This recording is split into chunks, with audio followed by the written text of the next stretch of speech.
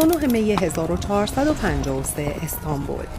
ارتشی به فرماندهی جوانی 21 ساله حماسه‌ای آفرید که چهره جهان را دگرگون ساخت. وی از دیوارهای استوار پایتخت بیزانس گذر کرد.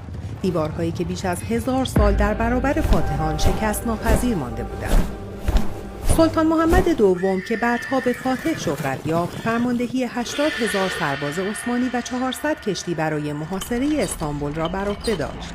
ارتش عثمانی با بهره‌گیری از توپ‌های عظیم‌الجثه که بزرگترین آنها گلوله‌ای به وزن 1.5 تن شلیک می‌کرد، راه فروپاشی دیوارهایی را هموار ساخت که هیچ کس تا آن روز از آنها نگذشته بود. فاتح در اقدامی هوشمندانه که در تاریخ جاودانه شد، کشتی‌های خود را از خشکی به سوی خلیج استانبول روانه کرد و از سدهای زنجیر مانند دریایی محافظ شهر گذر نمود. لتفتحن القسطنطینیة فلنعم الامیر امیرها ولنعم الجیش ذلك الجیش.